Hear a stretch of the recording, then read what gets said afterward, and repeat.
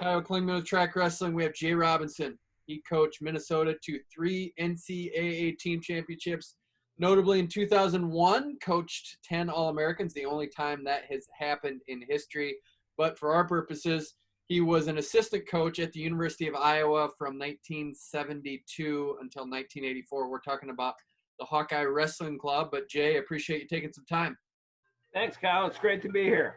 Well, the Hawkeye Wrestling Club formed in 1973. What do you remember about Gary Kurtelmeyer's vision to get that thing started? The biggest thing I remember about the Hawkeye Wrestling Club and Kurtelmeyer was a visionary. I mean, at the time, what you did is you would wrestle in college, and then you would kind of stick around. And very few guys stuck around because they couldn't afford to stick around. They had to get a job. They had a family. They had all those things. And Kurtelmeyer came in with this idea of having a club where guys could go after they got their college degrees, or they could work on their masters at the same time. So you didn't have to put your life on hold just to wrestle. That you could in essence go to graduate school, and you could wrestle for the Hawkeye Wrestling Club, and you could go internationally. You could make a world or an Olympic team. So I mean, he created a package that there wasn't in the United States at the time, and it was kind of became a mecca where everybody wanted to come. When did it take off? When did you feel like it actually had some legs and this was a legitimate part of the Iowa wrestling program? Well, it first started, I went there right after I got out of the Army in '73, and there was a few guys that wrestled with the club and that were there.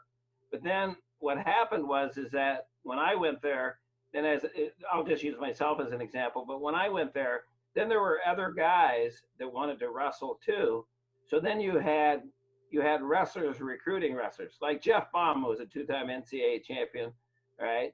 I recruited him to come there and wrestle, right? And so then what happened is that once we started this Hawkeye Wrestling Club with Kurtelmeyer, then what we wanted to do, because there were other ones, San Francisco Olympic clubs and other clubs around the country, then we wanted, like anything, it became competitive. So we wanted to get people there, and we wanted to be able to field a team so that we could go to the national tournament and win the national tournament. Just, for older guys, it was no different than going in college or on the high school team.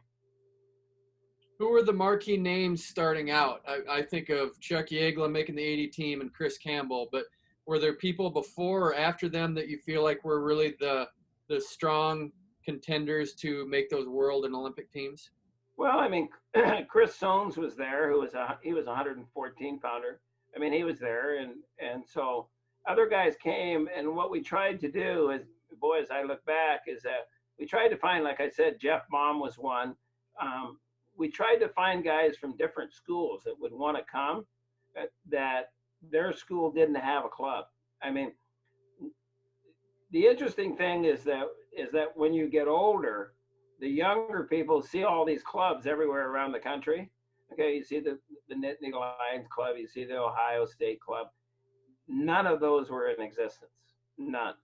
So the object was very limited where guys could go if they wanted to compete after it was over, after their college days were over, and everybody competed for different reasons. Like some guys didn't get what they wanted in college, so they wanted to wrestle some more. Some guys really enjoyed freestyle, right? So they wanted to wrestle more.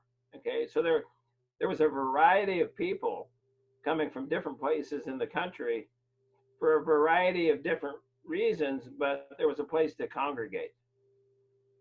Do you think Iowa wrestling would have been as good without the club? No. I think the people that came and then the people that stayed around helped it immensely. Is that I think people underestimate, and I don't mean this bad.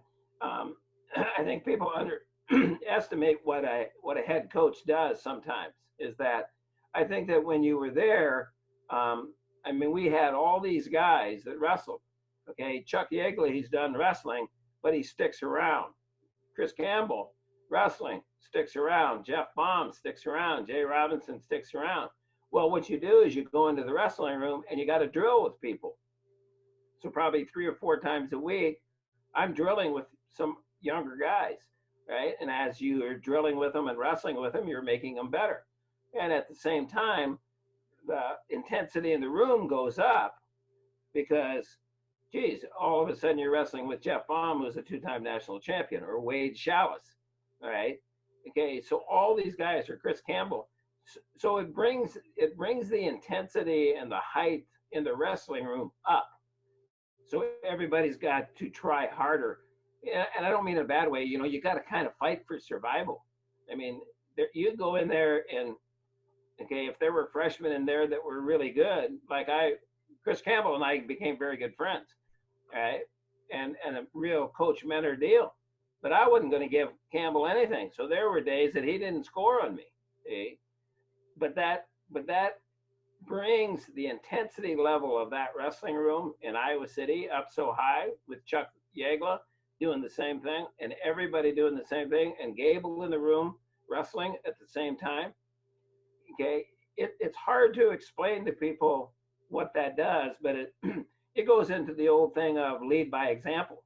Is that you have all these guys that are winning national freestyle titles and have won some NCAA titles, bringing the whole program up to a different level, and it becomes infectious. And not only becomes infectious, I think the thing that was really the greatest thing is it bonded everybody together, because they were on a common kind of mission to be as good as they could at wherever they went, whether they went to the NCAA tournament or went to the national AAUs or the Federation tournament. It was a place of excellence, I would say.